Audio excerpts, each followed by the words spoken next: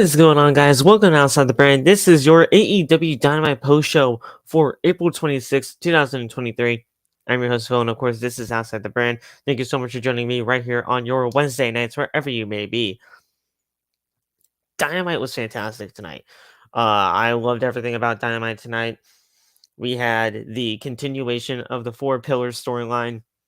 It's basically confirmed now that we're getting that Fatal 4-Way at Double or Nothing.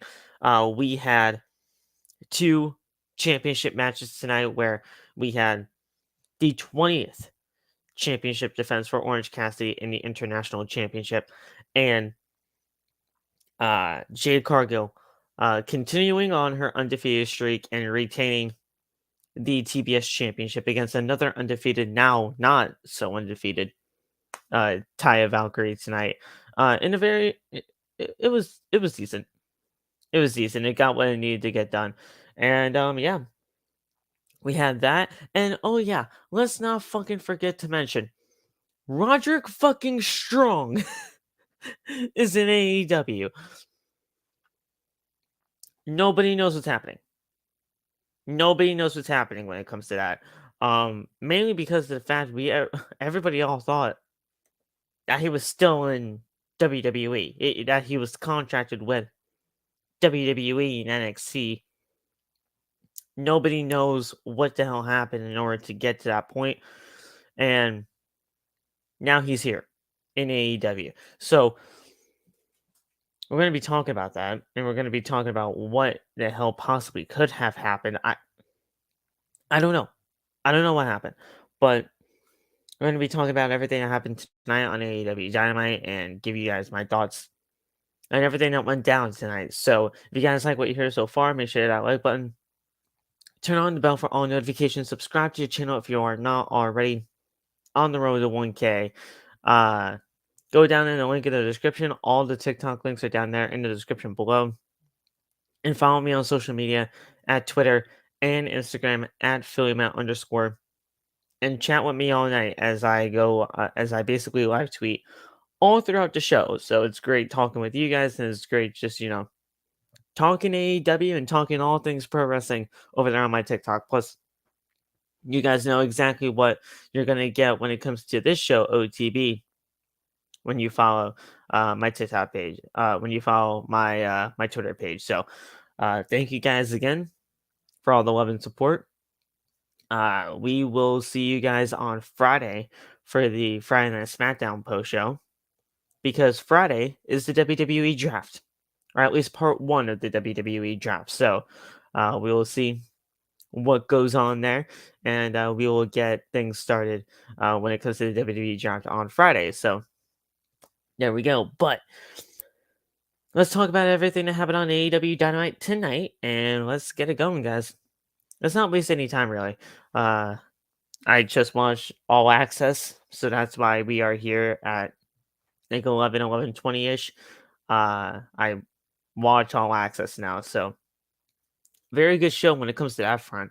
But yeah, we're going to talk about everything that happened on Dynamite tonight, so let's get right into it, All right, so we started off with the International Championship match between Orange Cassidy, who was the champion, taking on Bandito.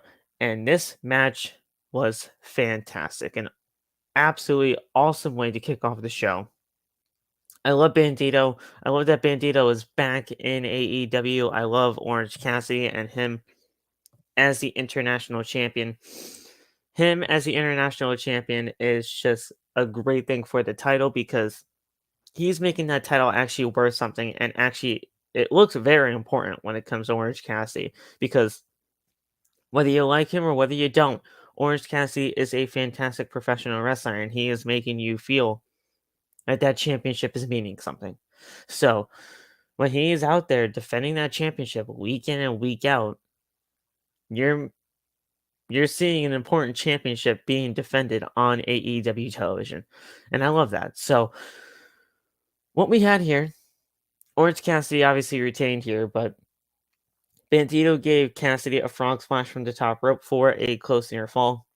Cassidy got Bandito into a mousetrap, but Bandito somehow escaped and rolled up Cassidy for a 2 count. Cassidy hit Orange Punch on Bandito and followed it up with a beach break for him to retain the championship and got the 1-2-3 victory. Cassidy and Bandito raised each other's arms after the match was done, and yeah, they're all buddy buddy now, and they're good, and they're all good. So Orange Cassidy retained, but Bandito looked very strong in the defeat, and Orange Cassidy is still your international champion. So great stuff there.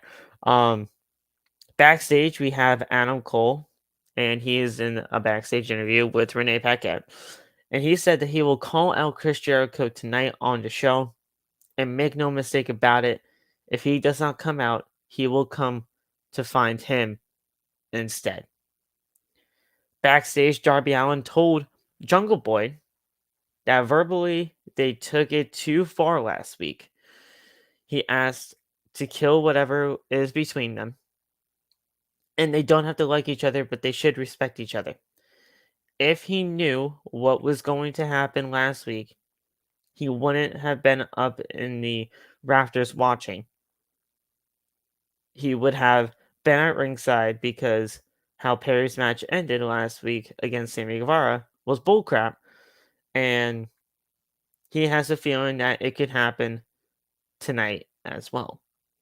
He asked Perry to watch his back. Perry agreed that they said they went a little bit too far and that they're not going to be best friends. He wishes it would be him and Allin out there tonight, but since it's not, good luck. Allin said that it would have been nice because I would have beaten you once again. Perry told Allin he got lucky that last time. So, very good stuff here between the two. I honestly love everything about it, mainly because of the fact that the four pillars of AEW are just incredible talent throughout the whole thing. You know, Darby Allin, Jungle Boy, Sammy Guevara, MJF, those are legitimately the future pieces of this company. You see that within every single thing that they do in AEW, it's legitimately right there in front of your eyes, and it makes you really, just look at the future and say, hey, these are the guys that are going to be carrying this company for years to come. So I love it. I love everything about them.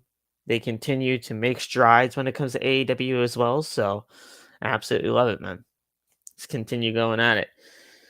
So up next, we had a match between Jeff Jarrett and one half of the AEW Tag Team Champions, Dax Harwood. I don't know why this match happened, and especially I don't understand why the winner of this match had to be Jeff fucking Jarrett of all people. Jay Lethal, Sanjay Dutt, and Satnam Singh were barred from ringside when Jarrett was making his entrance to the ring. Harwood went with a suplex to Jarrett back into the ring, but Dutt made his way to the ringside area somehow, some way, and tripped Harwood's leg. Harwood then chased Dutt around the ring, and then Jarrett hit a stroke on Dax Harwood, and that's how he got the win. So give the assist to Sanjay Dutt, and Jeff Jarrett pinned one half of the AEW World Tag Team Champions. So possibly they could get another shot at the AEW Tag Team titles.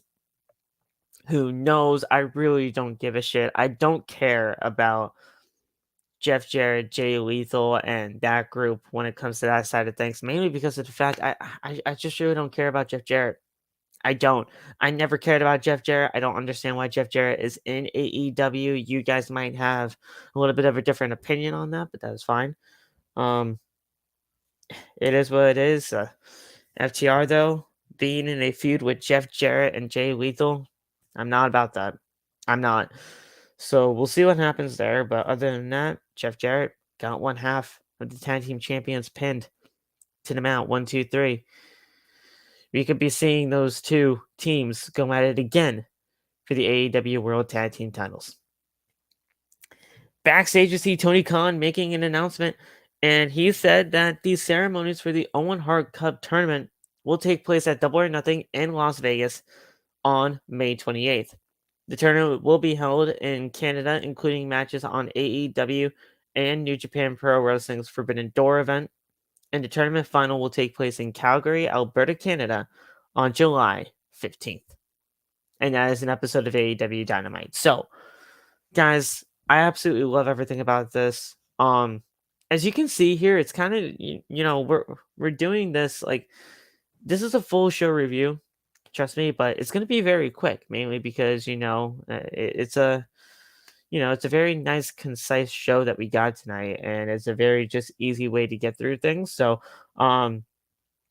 Tony's announcement of the Owen Hart Cup tournament being back is fantastic. I love everything about that, mainly because of the fact that the first tournament went so well with Britt Baker and Adam Cole winning the tournaments. We are going to get an amazing tournament once again when it comes to the Owen Hart Cup.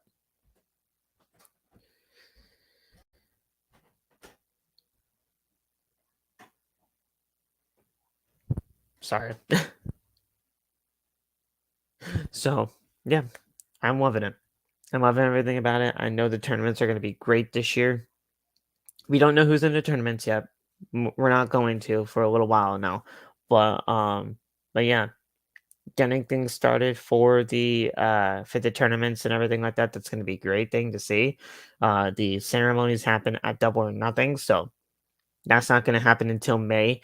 So we're going to have to figure where things go from there. Hopefully we get some kind of idea about what the bracket's going to be before May. That way we can have the ceremonies with already the brackets revealed or whatever. But at the end of the day, the ceremonies are revealed the uh, for the Double or Nothing pay-per-view, and then matches will happen at Forbidden Door, and the finals to take place on Dynamite in Calgary, Alberta, Canada. So that's great. You know, I love everything about that. Let's continue going with that, and let's continue to make this Owen Hart Cup tournament great because it was a great thing to do it in AEW, and it was a great inaugural tournament to begin things with. So let's continue to make this make the tournament feel that much more special. In the honor of Owen Hart. So I love it, man. I absolutely love it. So we have a match between Wardlow and a local talent that was there in Florida.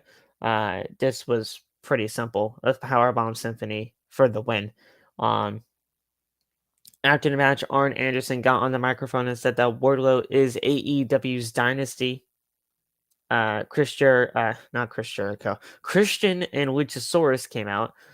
Christian pretended to start getting into the ring, but he decided not to. And Luchasaurus was staring into the eyes of Wardlow.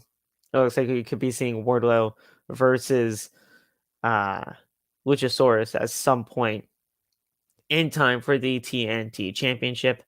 Guys, I'm not gonna lie to you. I'm not gonna lie to you. The TNT Championship needs a complete overhaul for me. But when it comes to Wardlow and when it comes to Arn Anderson, I'm really trying to get into this group. I'm really trying to get into the pairing. And a match between Wardlow and Luchasaurus could be really, really good. I love both of them. I think Christian's done amazing things for Luchasaurus. I think Arn Anderson can do amazing things for Wardlow. It's just a matter of time, and it's just a matter of like how things are going to be booked and how things are going to be progressing going into the next few weeks heading into Double or Nothing. If we are going to do Wardlow versus Luchasaurus at Double or Nothing, that's great. I love that. But we actually got to get a storyline going together between these two, and we got to figure out what is going to happen when it comes to the managers, so to speak, of Arn Anderson and Christian Cage. It could be a great stuff. It could be a great story. It could be a great feud. I just need to find like an actual way to grab this type of thing when it comes to that, when it comes to those people going at it for the TNT Championship, because TNT title's kind of been in limbo as of late, and we need to get this championship back on track. It's plain and simple, honestly. So, If the championship can get back on track with this kind of a feud, I'm all for it. I am all for it. But let's continue to get this story going and build on the feud. Simple. Backstage, RJ City was about to talk about the tag team main event for Kenny Omega and Konosuke Takeshita, but out of nowhere, John Moxley and the rest of Blackpool Combat Club attack RJ City and John Moxley says that we have some scars uh left to attend to on Dynamite tonight. So uh we would not know what that meant until later on in the show. So we then had the Four Pillars tournament finals between Darby Allin and Sammy Guevara, and holy shit, was this match great. Sammy Guevara, whether you like him or whether you hate him, he is a great professional wrestler. Darby Allin, kind of the same thing. Whether you like him or whether you don't, he is a great professional wrestler. These two killed it tonight.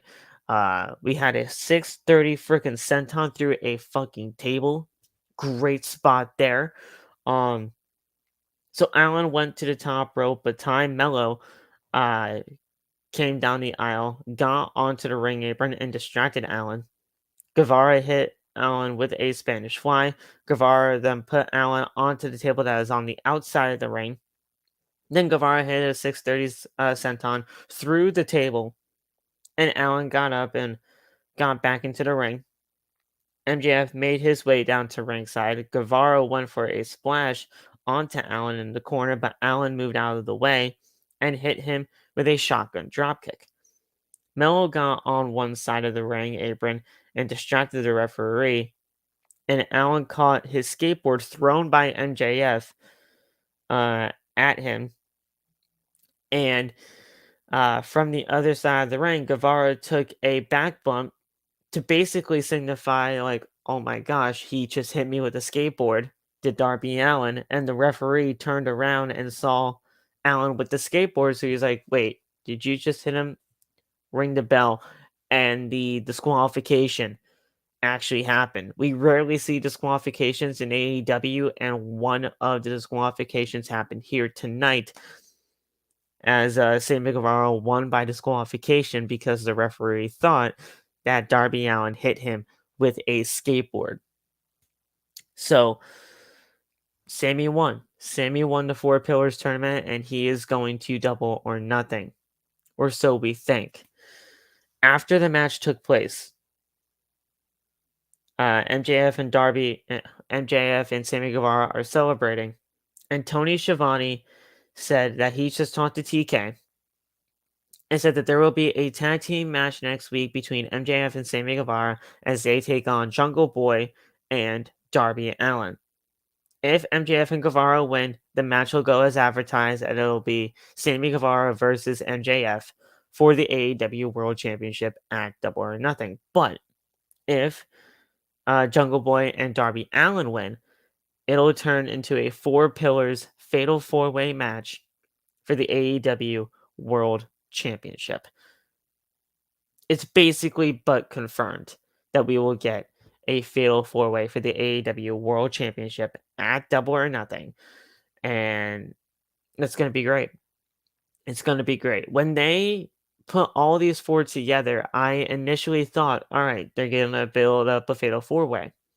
Then they did the tournament, and I'm like, okay, interesting.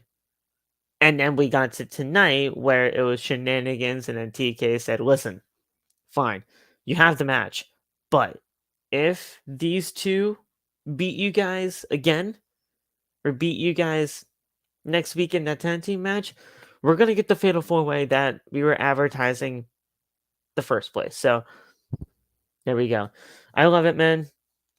The Fatal 4-Way is going to be happening, and I absolutely love that. I think it's going to be great, and you guys are going to want to see that 10-team match next week, as it's going to be a good one, and we will have that Fatal 4-Way take place at Double or Nothing, and it's going to be absolutely insane. The Fatal 4-Way between the four pillars of AEW, who doesn't want something like that, you know? That's going to be great. So good stuff on TK and great stuff all around when it comes to AEW, man. I love that the Fatal 4-Way is about to happen for AEW and Double or Nothing when it comes to that AEW World Championship. It's just great. It's great stuff right there. So I love it, man. Let's get it going. So we are in the ring. Well, actually, no. Hold on one second. Backstage, MJF said that Tony Khan won't be able to keep him around treating him like this. MJF was getting in his car, and Guevara was trying to get in as well, but MJF told him that the car is full when it completely wasn't. It was an empty back seat. Guevara saw that it was not, and MJF took off in his car. So yeah, there's obviously going to be some tension, obviously, and we are going to be seeing the dissension of that friendship. And we are continuing on with the Fatal 4-Way and the building of the 4-pillar story. So I love it, man. It's just continuing to build on step by step by step. And it's a great feeling. It's a great feeling seeing that we're going to be getting that Fatal 4-Way at Double or Nothing. Now we see Adam Cole in the ring. And he told Jericho to come to the ring. When he didn't appear, Cole says, "All right, fine. I'll just come find you." As Adam Cole was about to leave the ring, Jericho appeared on the video screen, on the big Titantron, and said that he doesn't want to go anywhere near Adam Cole after he watched and allowed the love of his life get beaten down by the Outcast last week on AEW Dynamite. Jericho sent the JAS to the ring, and it was a 4-on-1 attack by the JAS to Adam Cole until Roderick Strong, of all people, comes out of fucking nowhere to even out the odds, and he took all 4 members of JAS out. Cole and Strong hugged afterwards, and it was a great Undisputed Era like moment where they were reunited. They were reunited, and it felt so good. Yes, I did that pun intentionally. It was just great, man. It was great seeing Roderick Strong in AEW. It was great seeing Roderick Strong back in professional wrestling. I honestly thought that Roderick Strong was still contracted by WWE and he was still on the NXT brand. That's what we all thought. Everybody that I have talked to said that this legitimately does not make any sense because, as far as everybody was aware of, he was still contracted with the WWE and NXT. So how does this make sense? We don't know what's happening.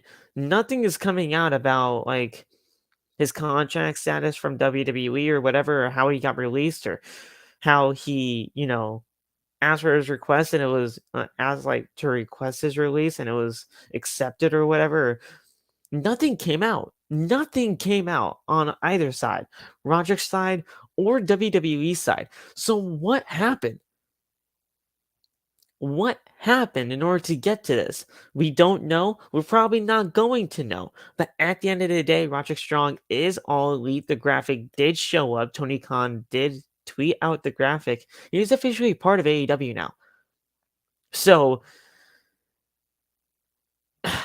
I don't know, man. I don't know what's happening because he was contracted by NXT and now he's here in AEW. So who knows, man? But I'm just glad that he's here. I'm glad that he's here in AEW, and it sucks that Bobby Fish is in Impact. I mean, he's doing great things in Impact from what I hear, but Kyle O'Reilly is still in AEW. He's just out with an injury. Adam Cole just came back to AEW not too long ago, and Roderick Strong just came to AEW tonight. So the only missing piece now is Bobby Fish, but Bobby was in AEW and then he quietly left AEW to go to Impact. So I don't know, man. I don't know what's happening, but maybe if Bobby Fish does not come back to Impact, like maybe if his contract is out and he goes back to AEW, who knows? We could possibly see the Undisputed Era. Oh wait, nope. Just because it's there we go. Wait, no. Undisputed. Yeah. Maybe, just maybe, if if Bobby Fish does get out of his Impact contract, he can come back to AEW and reform with the Undisputed Elite. Baby, let's go. I love it, man. TBS Championship match. Jade Cargill took on Taya Valkyrie. And this did what it needed to do. It wasn't really too long, as usually Jade matches aren't. Valkyrie gave Cargill a double boot stomp for a near fall. She went for the road to to Valhalla, which is basically her finisher, the jaded, so to speak. But she stopped herself because she was not allowed to use it during the match. Cargill rolled Valkyrie up to retain the championship, and that's how it was with the tights being held. So she cheated to win as usual, but things happen. After the match, Valkyrie hit Sterling and Gray. She hit the road to Valhalla on the referee before the other referee stopped her. She hit it on Aubrey Edwards, so that's interesting.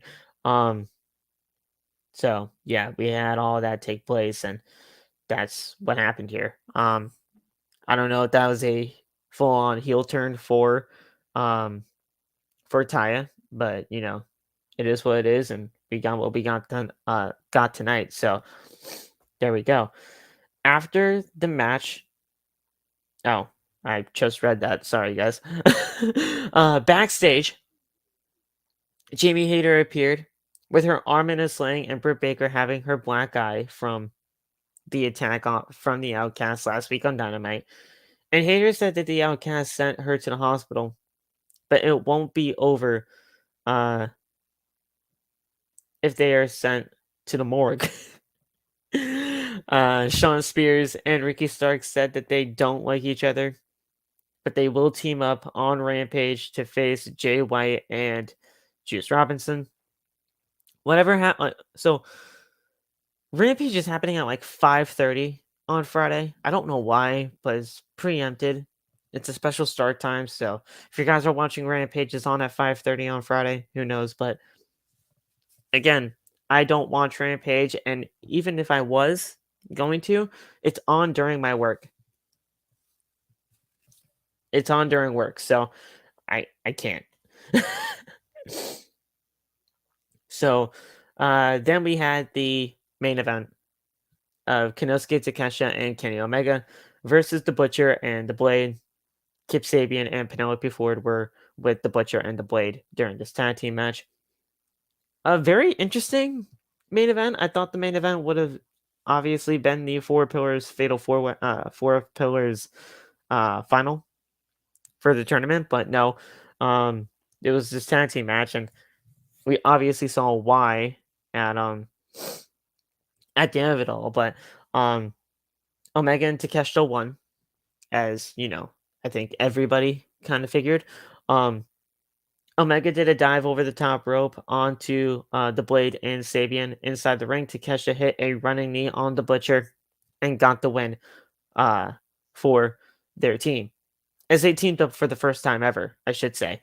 And after the match, Bryan Danielson said that he sees one professional wrestler in the ring who got the pin, and one amateur who looks to be exhausted, like his best days are behind him, and he's living off the legacy that he had built in Japan.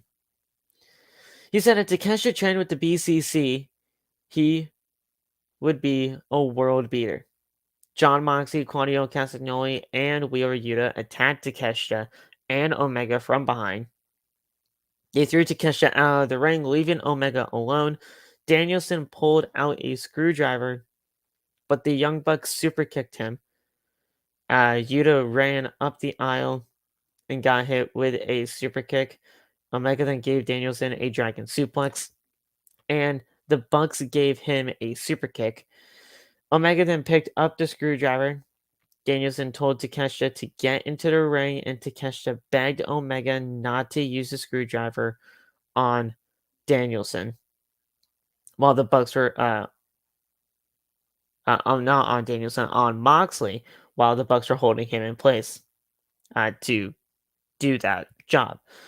Yuta then came back into the ring and pulled the Bucks off of Moxley. Moxley then gave Omega the paradigm shift. Danielson raised Takeshita's hand. Takeshita then looked confused at all of this, and Yuta gave Takeshita a low blow. MJF, why MJF? Moxley repeatedly stabbed Takeshita with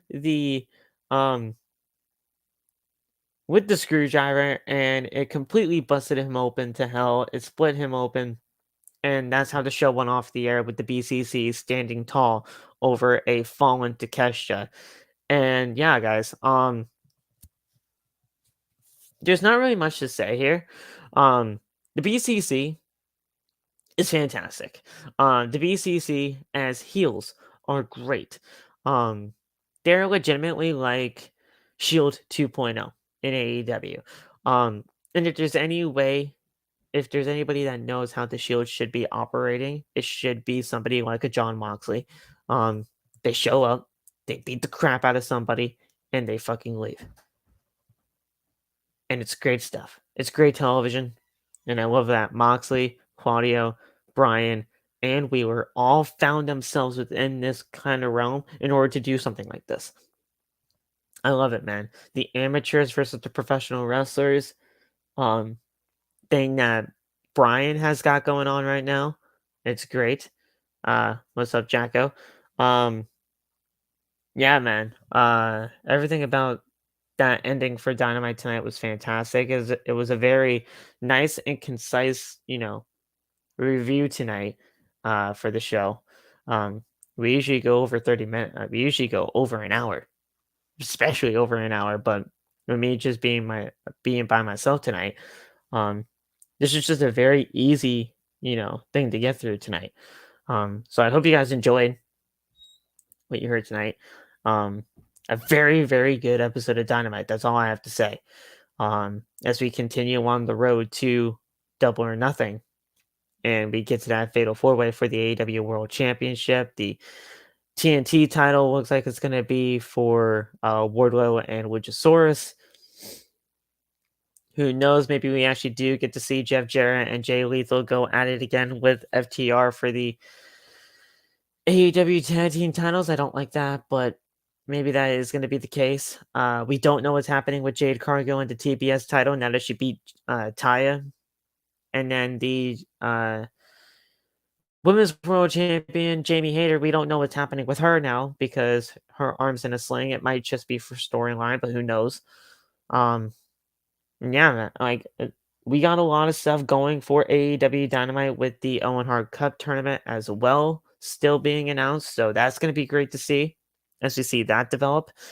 Heading into Calgary, Alberta for the finals. And heading into Forbidden Door, where we will see some matchups that will happen there for the tournament. There was a lot of building stuff for tonight's show, and I think that's going to be great. And I think we're going to be able to get into Double or Nothing with a lot of stuff going on, and a lot of stuff happening, and a lot of stuff like actually being concluded and continued going into the next few months as we head into the summer, which could be possibly one of the biggest summers for AEW. With the new show in AEW Collision coming up, with the possible return of CM Punk, which is definitely now more imminent now than ever. And yeah, it's just going to be a very interesting next few months for AEW, and I cannot wait to see that. So if you guys are willing to enjoy the ride with me, hit the subscribe button if you're not already. Turn on the bell for all notifications. That way you never miss when we go live. If you liked what you heard tonight, man, hit that like button. It's going to be a very, very short episode of OTB tonight. Like I said, we usually go an hour plus for these reviews, but I was by myself tonight.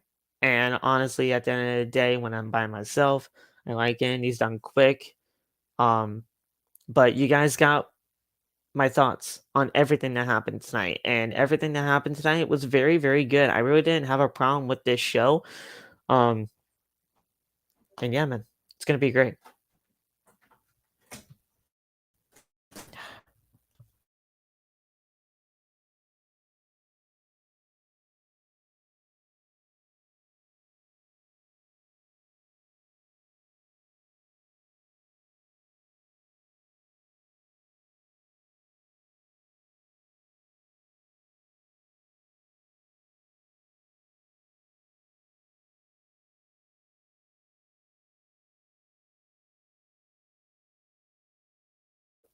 Sorry about that. My grandmother just walked into the freaking room.